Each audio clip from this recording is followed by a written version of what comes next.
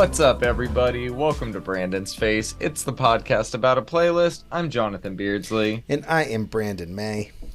Thank you for joining us for our 80th episode. We've got a lot to discuss this week, but I don't really have much for music news other than the VMAs were taking place last night, which kind of just turned into the Taylor Swift Awards, as award shows tend to do. I stopped watching it after like an hour or so, but what I caught was okay. Some of the performances were good. Some were not. Either way, there were way too fucking many of them. They were doing them back to back because there were so many, so it went straight from Lil Wayne into Olivia Rodrigo. Oh, that's Very fun. confusing. Yeah, it was kind of overwhelming. Some of the standouts, speaking of, Olivia Rodrigo, who we'll talk about later in this episode, her performance was good. Demi Lovato did like hard rock versions of all of her hits. That was pretty cool. And Shakira did like a career spanning performance, and she's one of the best live performers in the world today, so that was pretty awesome. It's still a far cry from what the VMAs used to be, but still a fun way to burn a couple of hours. Did you catch any of that online? I did not catch literally any of the VMAs content online. I heard that they were happening. I heard that Taylor Swift cleaned up. Good for her. Yep. Yeah, in fact, my only music news was that Olivia Rodrigo announced her tour. Everybody had been speculating that she was going to be performing / headlining Coachella, but since she announced her tour, she is playing at the local arena out here, so she will not be attending Coachella, or maybe she'll attend, but she won't be headlining. And I thought that was interesting. It is. The opener for that date of the tour is Chappell Roan, who I have on a release calendar, but we haven't talked about. That's a really, really good spot for her as a up-and-coming pop artist. Neat. I'm looking forward to her up-and-coming debut album. My wife's a giant fan of hers right now. Yeah. Her tour out here is sold out, except for VIP, which is way too expensive for us. Yeah, her stuff's really good. We'll get into her music on another date, but yeah, she was even like, maybe we're going to Palm Springs in February. Hey, honestly, man, it's a nice time of year, I'll tell you that.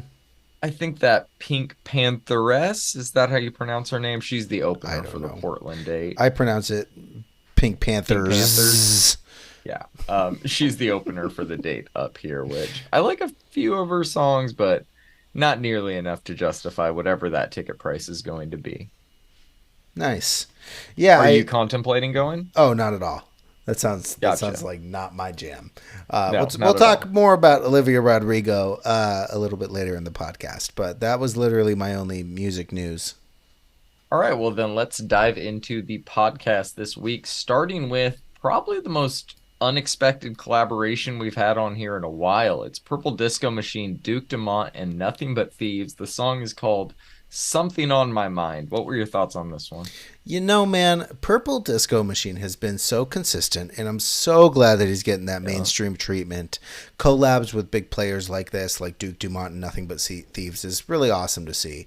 I remember my first time seeing Purple Disco Machine and having him come onto my radar was 2016, and he was a nobody at that point. And my God, this track is great, and I'm just so happy. I'm happy that he's getting the mainstream treatment. He is. It actually sounds a lot more Purple Disco Machine than Duke Dumont to me, but it's a really good track. I mean, this is out on Columbia. That's a huge record label, man. I think every song that Purple Disco Machine releases as the lead artist will be released on Columbia. Yep. Moving on, we got a new one from RL Grime, Montel 2099, and Emiliane called Borderline. So we're 3 songs into this rollout, and I still have no idea how I feel about it. This is, I think, probably my favorite of the singles we've heard so far. I don't know. Like, I don't love it. It definitely has the potential to grow on me. Still looking forward to the album quite a bit. What about you? Yeah, man, I really liked this song, so we'll see what happens, man. I think he's 3 for 3 with these singles for me, at least. Yeah, I don't dislike any of them. I think just hearing them all in context is going to do it for me. Makes sense. Moving on, we got a new one from Alice in Wonderland and Memba called Fight or Flight. In true Alice in Wonderland fashion, this track goes hard as fuck. My only gripe with it is just wishing it was longer. How you feeling about it? I think that this is enjoyable. I think it sounds like she's moving kind of towards that Elohim Live kind of sound, which I dig. So, Yeah, or at least adding that to her repertoire. yep. Got a new one from Ashabah called It's All Love, another absolutely gorgeous release coming to us from This Never Happened. Just excellent track. You enjoying this one? Oh yeah, it's fucking excellent. It's the only word, man. All right, man. I got a new one from Dirty Phonics called Burbank Nights. It's like if Tool and Pendulum had a baby. I don't know, man. I really enjoyed this one. Did you? I am a huge fan of Dirty Phonics doing some drum and bass, man. I saw them For sure. during in 2015 during a hot as fuck summer day at a festival, and by God, they killed it, man. Everybody in that crowd was like, "Fuck it, we're sweaty today." Yep. You just gotta accept it at that point. Right, like. Got a new one from Ricardo Garduno called Groove Bender. How you feeling about this one? Groove Bender is absolutely correct. The groove in this track is crazy. Ricardo did it again on this one, in my opinion. Yeah, man. Berlin vibes for days coming off of this one. I like it. For sure. Got two new tracks from Pylo, Minim, and Blue Plateau. You enjoying these two? Yeah, man. So Minim is just bouncy as hell. I love the artwork for these tracks. Blue Plateau it's a little odd for Pylo, but for me it's welcome. It's melodic. It's bassy. It's good shit, bro.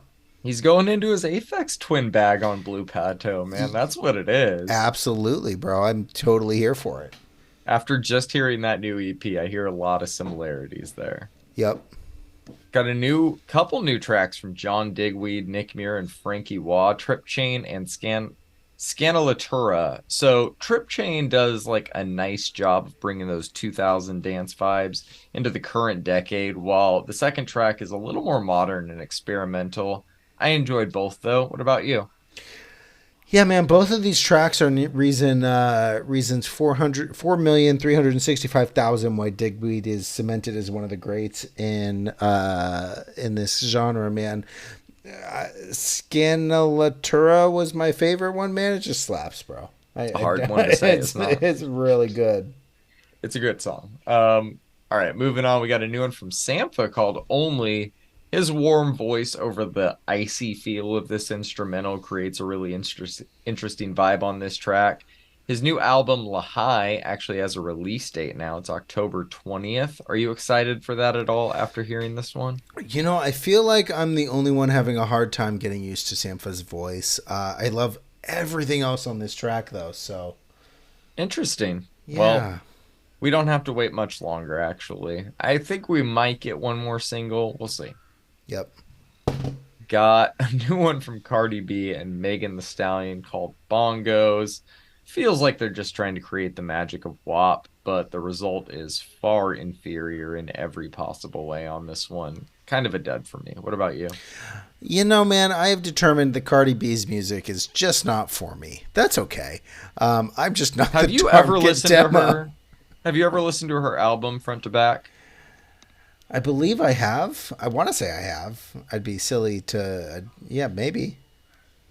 See, I always thought her music wasn't for me, similar to like you're saying now, but there's a lot of moments on that album where it's top tier rap, top tier pop, all of that. But I feel like the singles just so hit or miss, and it's been so many years since her last album that that's all we've had is just years of hit or miss now. Yeah. They performed this last night at the VMAs, and it was surprisingly forgettable. Damn. Yeah. Got a new one from Killer Mike, T.I. Jacquees, and JID called Maynard Vignette. This is off the upcoming Michael Deluxe, it appears. You excited for that? I will definitely be listening to it. I really liked the album, man, and this track is legitimately beautiful. All three verses are great. Jacquees' chorus is sung wonderfully. I really liked this one, man. This is good. I agree with you, man. It's a great collection of artists. It definitely feels like a deluxe edition track, though. Yep, fair. Okay, Takei Maidza woke up and chose violence. Dear God, man. Two of the three singles she's dropped for her upcoming album have been absolute fucking bangers. It doesn't come out until November, but I'm really excited for it after hearing this one. Every time this came on in my car, I turned it almost all the way up. What about you? The second I heard this song, I was like, "Oh, this is this is gonna be John's cup of tea." Yep. My God, she's snapped. Yeah. She Great, really great did. track, man. Great track. I'm excited for the record. We'll see what happens. If it's not out until November, and we've already got two singles, safe to say we'll get four more until November. I say we only add two more of them. Yeah, at most, at most. We will pace ourselves. Yep. All right, man. Talk to me about this new one from Steven Wilson, Impossible Tightrope. Dear fucking God. This album is going to be really tight, bro. This Yep. is quite literally everything a prog head could want in a track. There's strings, there's progression, there's brass, there's sweeping drums, there's guitar licks and bass lines for days. It's 10 fucking minutes. I am so excited to hear what he does with an entire album. Yeah, it should be interesting. I was not exposed to him at all before that last track of his you threw on. Notice I did not sort this one under dance music. Yeah, no, I Uh, know. Both singles I've heard from this upcoming project have been very good and very different. It's going to be an interesting release when it finally drops. I'm excited for it though. Yeah, I'm excited to see what happens. Got a new track from Celebration Guns called Go to Sleep. This is my first time hearing this band, but I really enjoyed it. Kind of plucky, a little jaunty. There's words, but this one's kind of about the music for me, you know? Yeah, for sure. Midwest emo with like a rough mix. The vocals add kind of that instrumental aspect that Yeah, that I think kind of takes away from the lyrics or whatever. But I really liked this song. I dug it as well. Yeah, man. Got a new one from Plague Vendor called Keep It Up. This is some like catchy bar rock with a groove to it. I enjoyed it. What about you? I don't know what it is about this band, but I just love their sound, man. It's super Brandon core. They've got this drone style to them that just fits with my vibe at whatever time they release a single, I guess. I don't know. Big fan. Let's go. All right, man. Moving on, we got a new one from Too Close to Touch and Telly Smith called Hopeless. This one's a little difficult to talk about, but I'm really happy that we're getting to hear it. I might have brought it up briefly on the podcast when it happened. I know I sent you a text about it, but Keaton, the vocalist of this band, passed away a while back. Oh, I had the privilege of meeting and getting to know him a little bit. Really nice guy, super funny, very down to earth. I met him at a Halloween party in LA when this band was still going by the name Cascade and they were just starting to work on their debut album. I thought for sure it'd be like one of those one-off situations where you meet somebody at a party and never talk to him again. But no, man, dude ended up hitting me up multiple times over the years. We would always catch up and like he's just one of those guys that would always talk to you like you were friends for years, even though you barely knew each other. He was a really cool dude. right. This track is one that was just never finished from one of their older sessions with Eric and Anthony. They decided to finish it up along with a few others, if I'm not mistaken, as a way to celebrate his birthday and legacy. Anthony said it was also very, very hard to work on. Hearing a person you have love for who isn't here anymore in their vocal prime is just a heavy reminder of not just the talent you lost, but the friend, you know? But I think hearing it completed now, it's a great addition to his legacy and a great way of kind of wrapping up this chapter. What did you think about this one, not even knowing the context behind it? Yeah, man. Now that you've completely bummed me out, I'm sorry. no, I'm no, no. sorry, buddy. That was honestly a beautiful story. I didn't have any idea about any of that, man. It's out on Epitaph Records. Emo Yeah. tinged post hardcore. I really liked this track. I really like the album artwork. It's on it. Your context makes me like it more, and I already liked it a lot. Good, good. I'm glad. I think we talked about him or them like years ago. I think even before he passed on the podcast when it was probably just on YouTube back then, and our Maybe. episodes were like 4 hours long. But yeah, man, he was an incredible vocalist. They were a great band. I think their last EP came out around 2020. It'll be cool to hear the rest of whatever they're going to release alongside this. But yeah, getting this was fucking awesome. Yeah, well, I'm sorry for your loss, man. And this was a good song.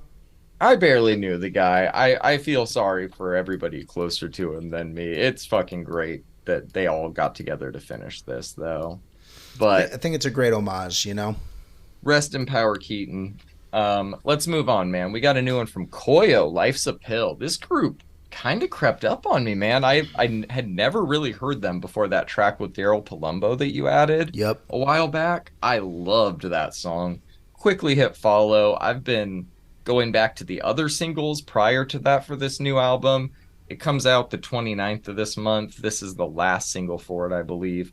I'm fucking stoked on it, man. What about you? Every track I've heard from Koyo so far has been fantastic. Right? I really hope that all of the album cuts are just as good as all these singles because I'm fucking stoked.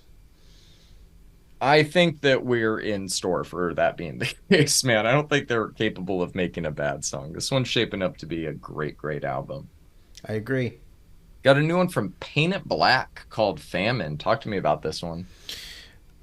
You know, it's out on Revelation Records. I'm just a big fan of Yeah, screamy punk rock.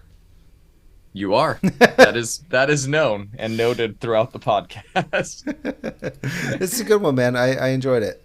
Yeah, man. I've never really been super into listening to hardcore punk outside of a live setting, but this track was actually a lot of fun. I dug it. Nice. Well, I'm glad you did. Speaking of tracks I really dug, we got a new one from Dreamwell called Blighttown Tight Beat. This song fucking rules. There's just something about their sound that I love. I don't really have like a comp for them. There's some screamo in there, but it's more than that. Like, love the weird hypnotic middle on this track. Love the breakdown it all culminates with. Big, big fan of this one, man. Thanks for throwing it on. You Yeah, enjoy it as man. well? Oh, yeah. You texted me about this one. And yeah, man, they're really going for it. It's heavy. It's Yes. raw. I really, really enjoyed this one, man. This is out on Prosthetic Records, which I've been following for a minute. We've covered a couple of their releases, and I saw this pop up, and I was like, oh, god damn. So, Yeah, we almost never talk about music through text that's going to be on the playlist. But when I got to that breakdown the first time at the end, I ran it back and then I just had to text you. I was like, man, they're really going for it here. yeah, man, they really are. This one's sick, dude. I'm excited to hear more from them.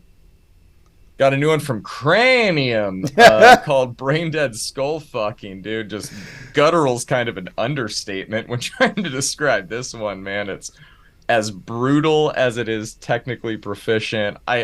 I don't love the sound of the snare on this track for some reason, but other than that, good stuff. How'd you feel about this one? I agree. I'm a big fan of the tin can, Yeah. the tin can snare, but this is more of like a I don't know. It's like you're hitting a plastic plate with a Too odd. drumstick. It's an odd snare. The rest of the drums sound perfect. Oh, That's yeah. why the snare throws me off so much. Full of metal this week, the playlist is. Cranium is a band that's big-ish in the slamming, brutal death metal scene, aka slam. And their last record was pretty neat. I decided to add this on. The intro is a bit much, but it's, I Yeah. believe, and somebody correct me if I'm wrong, I believe it's an interview from the famed serial killer Ed Kemper, but I could be wrong. Okay. Track is fucking great. It's like you said, it's heavy, technically proficient, and dear God, it just doesn't stop for 6 minutes. It really doesn't, man. It really does not. You said we have a lot of metal on the playlist this week. We do, but we also got some K-pop on the playlist this week, which is Let's a talk genre about it. that we have rarely, if ever, talked about. So let's get into it. I threw 2 EPs on here this week to kind of introduce you to some of the acts I've been listening to. The first up is New Jeans and their second EP, aptly titled New Jeans' second EP, Get Up. I love that. So I don't even need notes for this one, man. This one has become just one of my wife's favorite groups. So I've been listening to a lot of their stuff, but not just by proximity. I've become a fan as well. It's K-pop with like lo-fi 90s R&B in there. It's right up my alley and actually has sort of become a gateway to a lot more K-pop for me, which I'm sure we'll talk about in the weeks to come.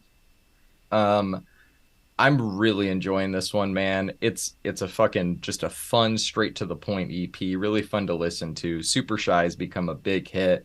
They obviously have permission to use the Powder Puff Girls for the marketing for this one, which is a really cool partnership.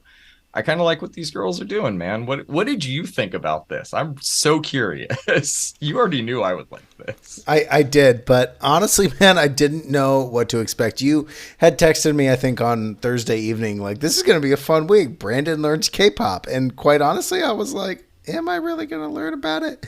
And I did, man. This is enjoyable. It's upbeat pop music with fun, modern elements. There's like these trap elements. I even heard like a little bit of drum and bass somewhere. Yeah, There's like yeah, house elements, it's in and there. it's honestly like a lot of fun to listen to, man.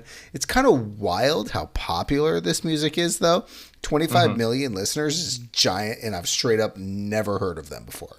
To a group that has two EPs out in 2 years. Yeah, Yeah, is this it's played on the massive. radio? No, not here. Like, fuck, man, this is Not crazy. here. Good for them. Keep showing me the K-pop you think that I'm gonna enjoy. I think it's the is it no, it's Cool With You that's got that fucking house that's got that house beat to it. I I can't think remember. that is the one that's kind of housey. Yeah. Yeah, I really liked that one. I'm glad, man. Well, let's talk about a little bit more. This one is one I'm a giant fan of. So this is V of the group BTS. This is his solo debut EP, Layover. It's only 5 songs, but god damn is it good, man. I love this style. It's like lo-fi bedroom pop, obviously a little R&B in there. This is just one of the best examples of fusing those styles to date. Everything he does vocally is just so smooth. Nothing's abrasive about it. Production is tailor-made to his strengths.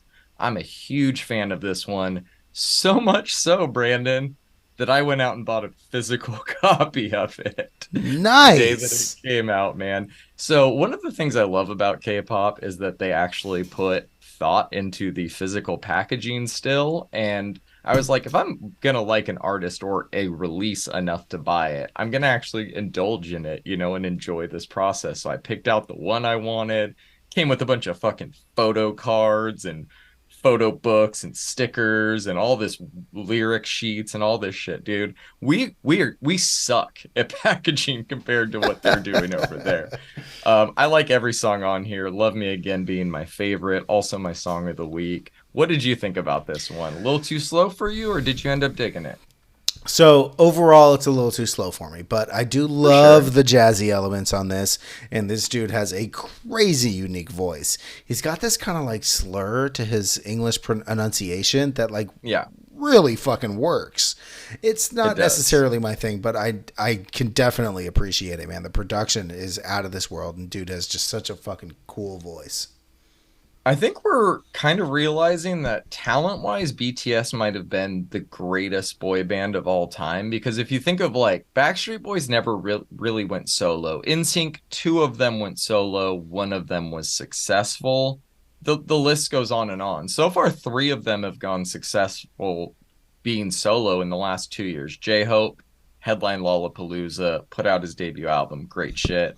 This EP, excellent. Jungkook put out Seven with Lotto a few weeks ago, which has become a massive hit here in the States too. I don't know, man. They're fucking doing it. Now I'm to the point where if I see another one of them is releasing a solo project, I'm gonna give it a shot. Like Yeah, they've no, that's built up fair. that trust with me, you know? That's fair. Yeah, I did obviously a little bit of research. I was like, "Who's V?" And yeah, man, I heard that from BTS, and I really enjoyed that J Hope album. So, Yeah.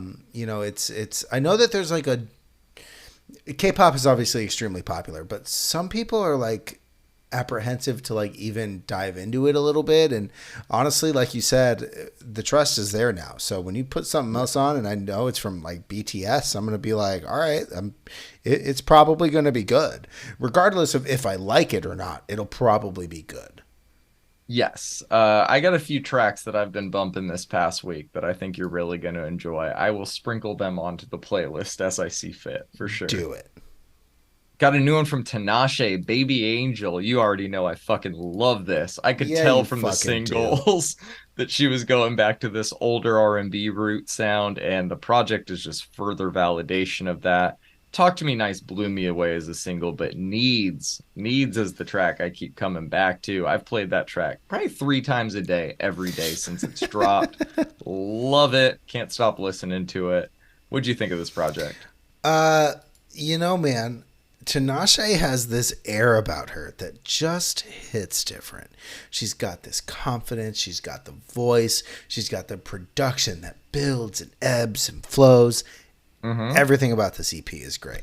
I am super happy you introduced me to her. And of these, of course, my favorite is Gravity due to that production.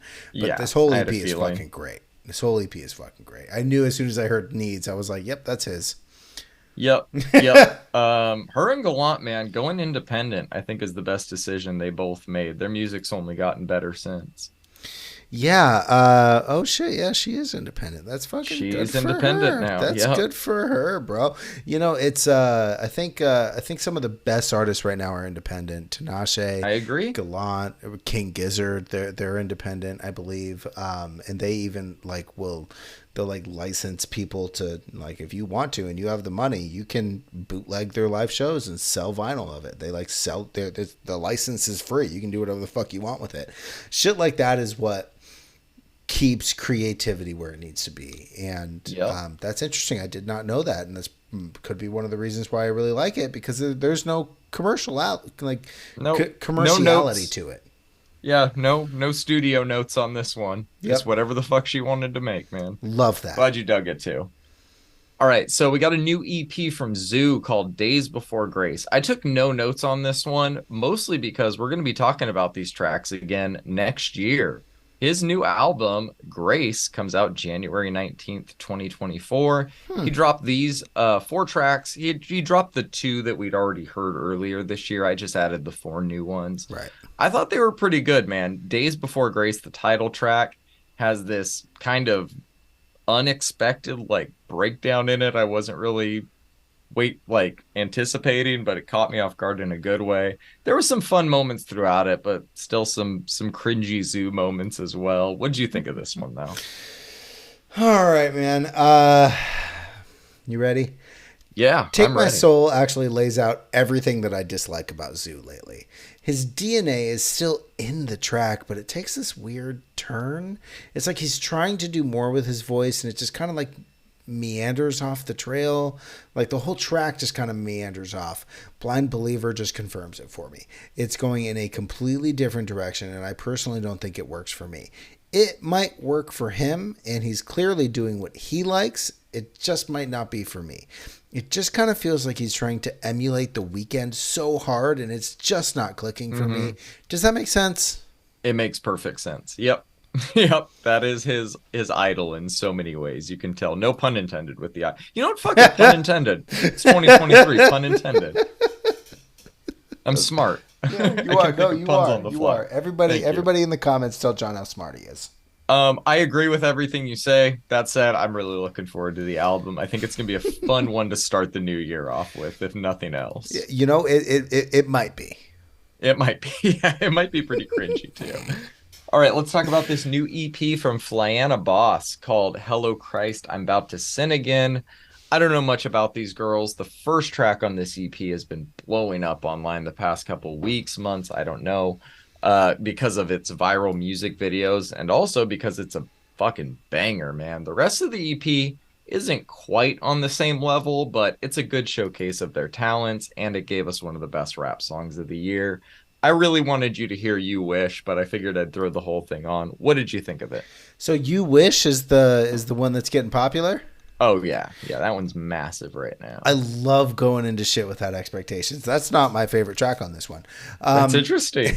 Even though it's not for me, I guess I'm like assuming here that I'm not their target market. I think they're really good. Natural talent on the verses. The producers they chose really complement their style. It was a fun listen. I probably won't go back to it, but I really like the beat and everything on Miss Me. Interesting. Okay. I should have anticipated that. I feel like I really should have with you. It's a good track. No, it's a really good track. I enjoyed all of these tracks more or less. I feel like the You Wish is an obvious hit. I'm gonna have to go back to Miss Me and try and hear it without knowing. Like, having heard them before. It's impossible to do, but Right. it's a good one, man. Yeah. All right, let's move on. We got a new one from Hawthorne Heights called Lost Lights. They still got it. Oh my God. They still fucking got it, man. Beyond running the ever-growing Is for Lovers festivals, they're still making music just as good as they ever have. They've matured in some ways, but for the most part, they still sound the exact same, all the way down to that now famous scream that we get to hear a few times on this album. I enjoyed this EP, man. What about you? Look, man, I absolutely love how this band has like never changed. Catchy hooks, great choruses, melodic riffs, and the harsh vocalist that has never wanted to put a filter on his vocals. Mad respect for Hawthorne Heights and what they did for the scene back in the early 2000s, and they've just consistently put out great music. The Storm, And what they're doing for it now. I know. The Storm is heavy as fuck. This whole EP somehow feels nostalgic and fresh at the same time. I was lucky enough to see them for the first time in 2018. What a fucking show, man. This whole EP is just great, man. I'm a big fan. Thank you, Hawthorne Heights. This was a great listen. Yeah, man, they fucking deliver. What's going on, dude? Yellow Card, Hawthorne Heights. We're getting some EPs out of nowhere in the scene right now that are just and Berlin. A lot of fun. I just went and back Berlin, to the Anne Berlin EP, and I was like, damn, Lacerate's a track, bro. Dude, yeah. Lacerate. Yeah, right, exactly. All right, we got one more EP this week. It's from Tone Stith, POV. It's good. Much like his last two projects, the first three tracks are a little bit stronger than the rest of it, but overall, another very solid release for him. Smokin' in the Park is the obvious standout of the tracks that we didn't review as singles. I have a feeling Girls Like You will be the track this project is probably going to be remembered for. I'm happy with this as a fan, man. I'm not going to complain about getting a new EP or two every couple of years from Tone, but I do hope that we get an album from him eventually because I think he's ready for it. What about you? So I actually thought about that exact idea while I was listening to this. I was hoping that we were going to get like a full album this year, but I have to say I really respect his ability to cut tracks that may not work for the whole project and release the project anyways. I'm sure that he's recorded other music. He might just not wanted to put it on a project, you know? Yeah. I knew that eventually he was going to slow his sound down a little bit, but something about this dude just fucking does it for me, man. Normally, I don't like this slow kind of ballady R&B, and he does it a little differently than a lot of the other players in the game right now, but it's just it's good fucking music, man. I don't know what to say. He is right. Also, Smoking in the Park is a very special vibe. It is. Depending on your age, too, you get judged it completely differently for it, you know? Right. Smoking in the Park at 16, that kid's fun. He's having a good time. Doing it at, like, 51, they're like, call the cops on that. All right, you ready to move on to the albums, man? I actually need to take a quick break. All right, we'll be right back after this. Are you going to count me down? And we are back. So let's dive into the album, starting with the new one from Olivia Rodrigo called Guts. Let's get the obvious out of the way first. It's a good album. It's a worthy successor to her debut and should do very well for her commercially. Vampire and Bad Idea already feel like they've been part of the bigger pop culture lexicon for much longer than they have. And I suspect a few other tracks on here are going to end up feeling like that before very long as well. Last time we talked about her, I said I noticed her label doing the same rollout as last time, lead with the power ballad before going in more of a traditional or pop punk direction. This album also copied the structure of her last album, lead with the punchy pop punk track, front load it with the obvious hits, wrap it up with the emotionally revealing song to leave you thinking about it afterwards. I'm not mad at it. Once again, she comes in at like under the 40-minute mark, and once again, I think that that's to the album's benefit. I'm sure some of her fans wanted more in terms of the length, but Main Street pop albums this concise should be celebrated when artists like Drake and Chris Brown are putting fucking 30+ songs on their albums now. I'm not saying every song on the album is a hit. It's not. But it's much more of a quality over quantity approach than a lot of her peers have been using these past few years. And I think she should be commended for that. In terms of the lyrical content of the album, I'm still kind of absorbing a lot of it. It's been a busy week. I did not have a lot of time to listen to this or give it as many listens as I was hoping to, I should say. But the few I was able to give it were all really good, man. I think I have this album at an 8 so far. Vampire is the obvious standout, I think. How are you feeling about the new one from Olivia Rodrigo? So, like you said, this sophomore album from Olivia Rodrigo is essentially the same as her first one. It's fun, poppy, punky music that's clearly aimed at girls in her age range, and that is super cool. I wouldn't say I'm a giant fan of it. You know, it's weird. I feel like I don't mind when I hear clear influences in other artists' work, but for some reason, I really feel like some of this is a little derivative.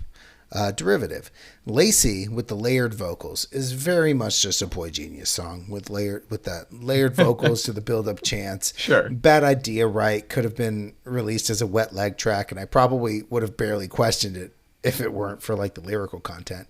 There's more. I don't feel like going over everything because the point's been made, but the trendiness of this album is probably going to make it very much a product of its time, I think.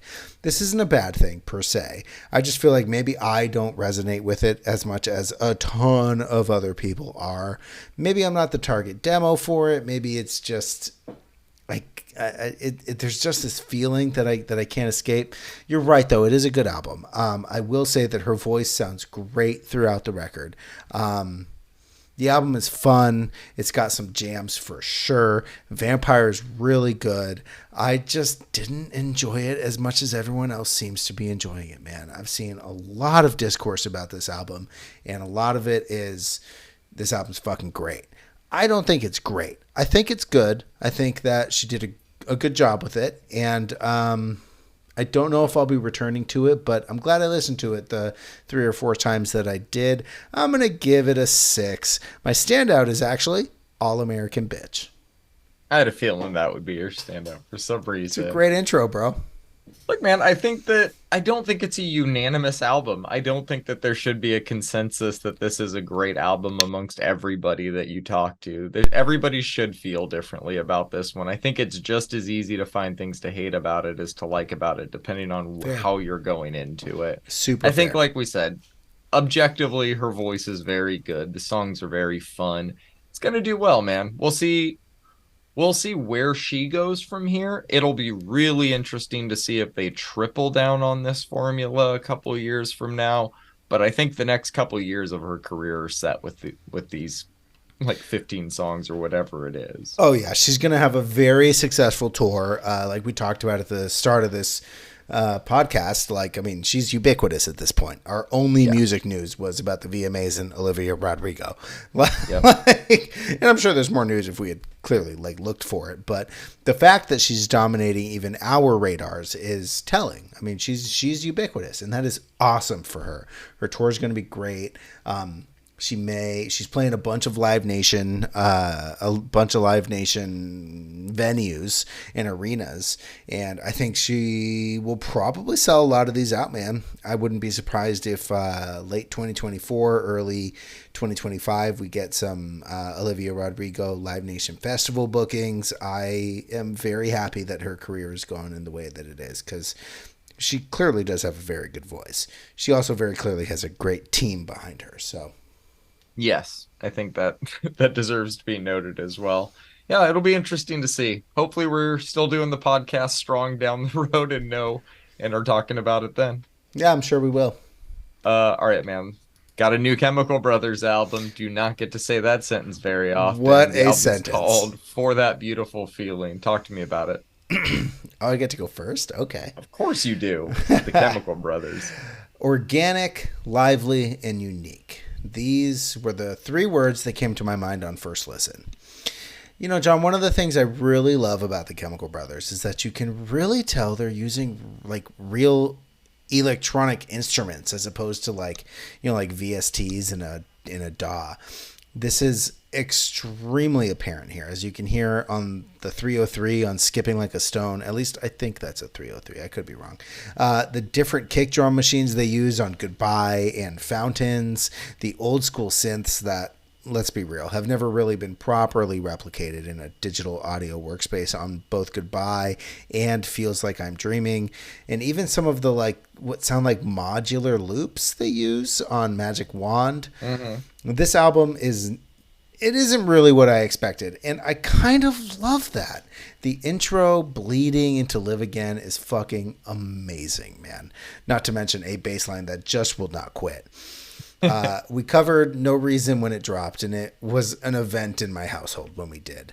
Watching the Coachella stream was so exciting, and they just deliver some of the best visuals in the electronic music game. Like, there's just no doubt about it. Anybody who's seen them at any point in their career is like, go fucking see them. Goodbye is one of those tracks you really need to listen to more than once to kind of fully immerse yourself in it. I wasn't sure how I felt about it when I first listened to it, but I gotta say, man, it's a grower. That drum beat is undeniably catchy, and the jarring synths are just out of this world. They're like super weird, right? Fountains has this like hip hop energy that I love from the brothers. It's really only missing a Q-Tip verse somewhere in there, but I'll forgive them. Magic Wand makes me yearn for the 90s rave scene, and I wasn't even a part of it. The Weight has this bass line that just bangs, man. That droning siren synth is, my God. Skipping Like a Stone is, honestly, it's one of my favorite songs of the year, I think. Again, catch me in the crowd just fucking sobbing to this track like my wife and I did when we first heard it.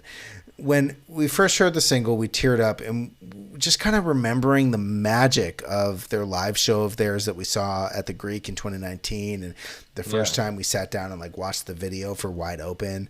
The way they manipulate Wide Open in a live setting is just magical, and this is definitely one of those tracks that they're going to have fun with when they do their live stuff.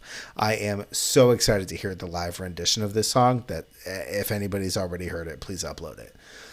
The Darkness That You Feared was also debuted at Coachella this year, and I gotta say that this Harvest mix is just delightful, John.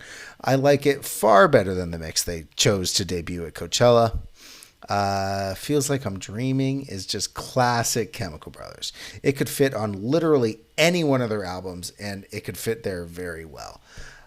For That Beautiful Feeling is a special kind of closer. It's kind of how I view Snow on their album Further, although Snow is the intro. I just kind of feel like a feather floating downwards. I am 100% here for it. The album lacks a little bit of cohesion, but without some chaos, is it really a Chemical Brothers album? I'm going to give this one a 9 out of 10. My standout is Skipping Like a Stone, but you could just throw a fucking dart at this album. And I'm a big fan. I think everybody who knows me or has listened to me talk about the Chemical Brothers could anticipate that I'm going to give it a 9, but it really is that. It really is that, in my opinion. Is it? No, I'm kidding. I'm excited to hear your thoughts, though, John. You kind of already knew my thoughts, so tell me yours. Of course I did, man. As expected, the Chemical Brothers knocked it out of the park once again with this album. We heard a good amount of singles for it and should have had an idea of what the album would sound like in full, but there were so many surprises in store that I was constantly trying to wrap my head around what was happening and how it was happening. They've hit a point where they're operating at such a high level. Everything sounds effortless. Like, the album clearly took a lot of time and work to put together. We have singles on this album, like The Darkness That You Fear, that go back years. Having that amount of time and creative freedom to pour over every detail of an album like this is part of the reason they're able to give us near constant classics like this. And the fact that they're still putting albums out that are this great and that are also still pushing the boundaries of the genre this late in their career is just another testament to their greatness. I'm going to give it an 8. I'm sorry I don't agree that it's a 9. My standout is No Reason, but like you said, man, throw a dart at the track list. They're all pretty much winners on this one. 8's a fantastic score, so I think it's a fair score, but I could easily see this one growing on me for sure. It's a good album. It's not my favorite of theirs, and I mean, my bias could be pushing it towards a 9, but you know, I really like this one, man. Thank you. Well, let's go from the bright and sunny skies to the depths of hell for a while now, because we're gonna cover Dying Fetus, man. Their new album, Make Them Beg for Death, came out the same day as the rest of those last two, if you could believe it. And oh man, did you throw this one on first, or did you throw Chemical Brothers on first? So I actually got the CD a few days early, so I had been listening to this since last Tuesday. Fuck yeah, I love pre-orders.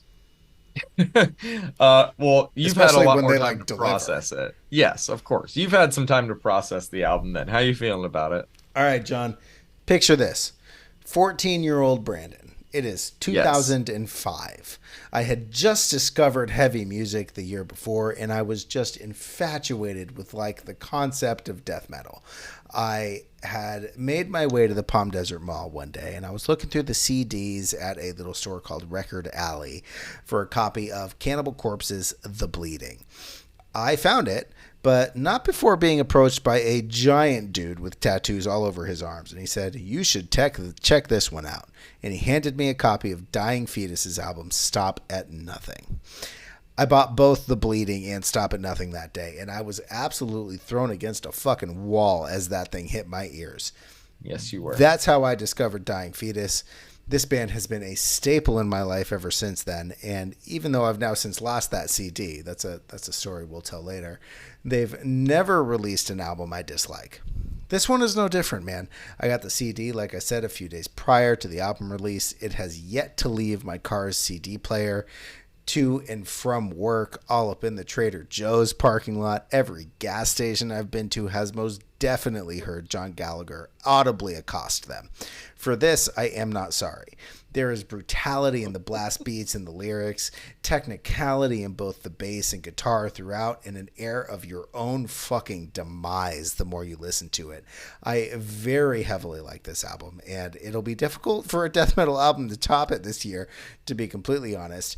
The unrelenting nature and the insane breakdown on Subterfuge makes it my song of the week and my standout for the album. Nice. It's between an 8 and a 9 for me on this one.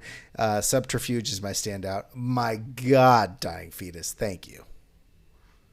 Yeah, dude, it's a really good album. For as much as I enjoyed it though, I don't have a ton to say about it. It's obviously everybody as heavy as we were kind of expecting based on the singles and their previous work.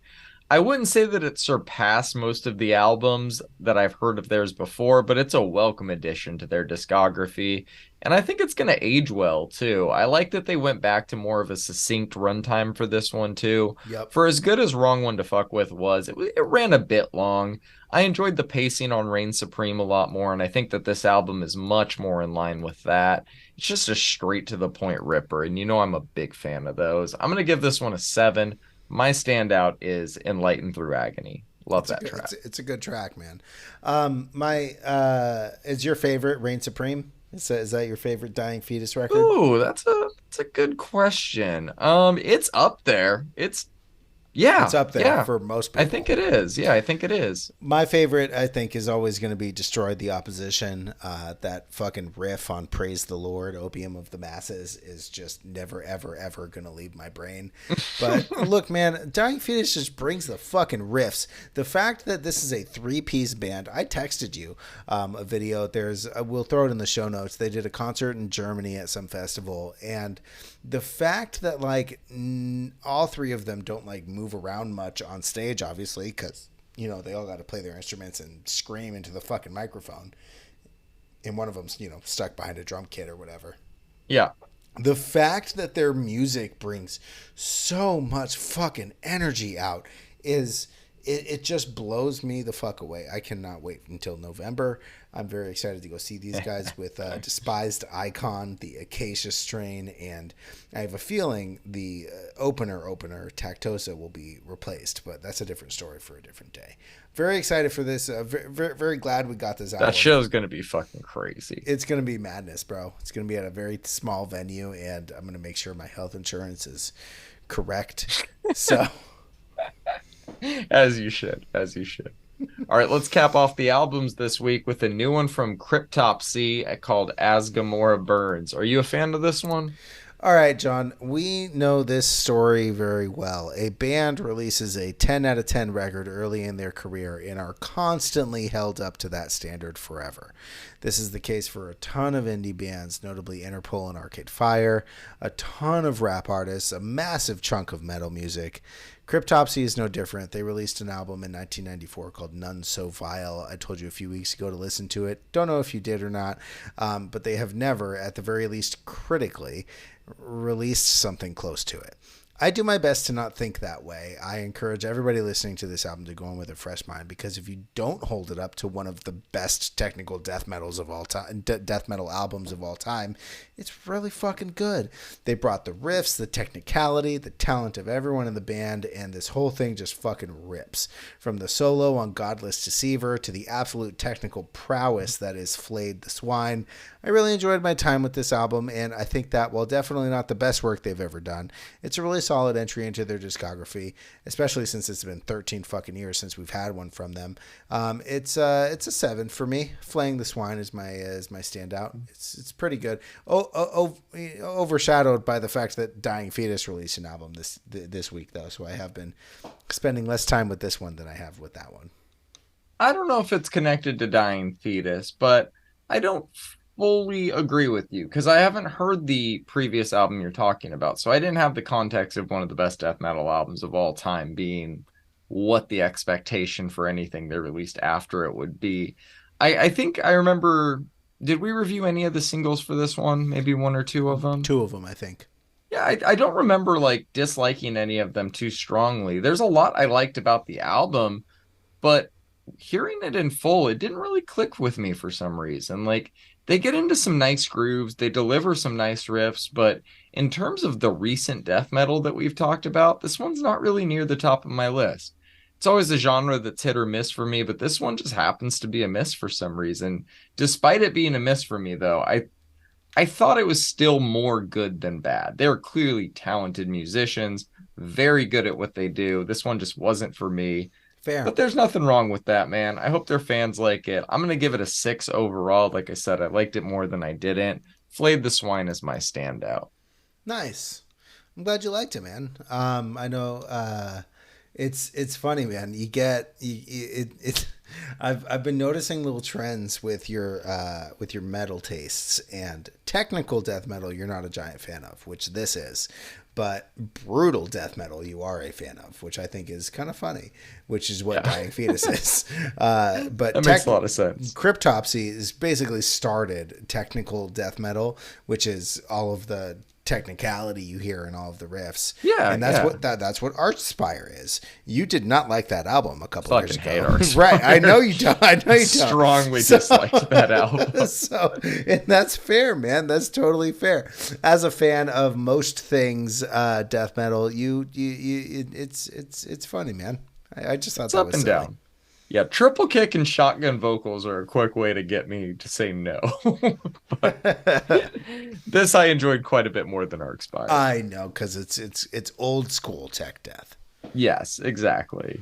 All right, man. Before we wrap things up with what we will be covering next week, I just remembered today marks the 12-year anniversary of Owsla and its first release, which was the Spitfire EP by Porter Robinson.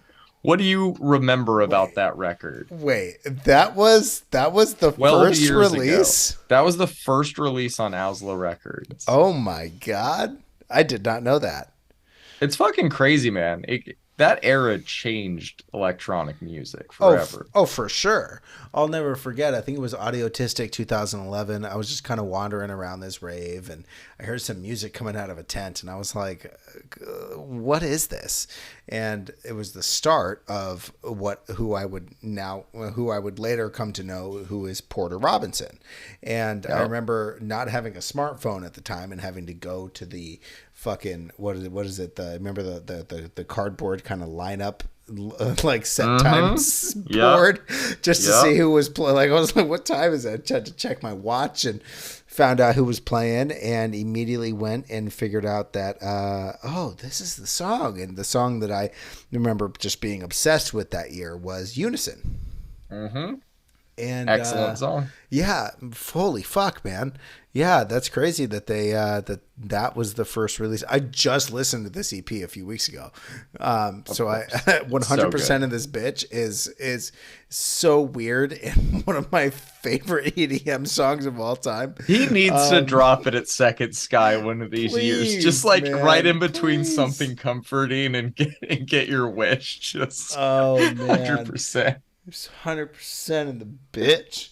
How Um, is that not a knife party song? That's Right? what I want to know. Like, well, I mean, they remixed Unison, which I'll say I saw Porter Robinson in 2012 at Coachella, and I'll never forget my boy. He was late. He was texting me. He was like, I'm parking. Has he played Unison yet? And I was like, he played the Knife Party remix. Maybe he'll play the regular one. And he got in. We lit the blunt, and like a minute and a half later, he started dropping Unison, Oh, the regular mix, and I was like, nah. this is bliss. What life's made of, man. Right, That's man. fucking I'll awesome. never forget that moment. Yeah. And you know, man, that you're absolutely correct. That EP in that era of EDM completely changed electronic music's trajectory. To this day, it's crazy. It's It fucking it crazy. really is, man. That's interesting. 12-year anniversary of Yeah, Ursula. 12 That's year fucking anniversary. crazy, bro.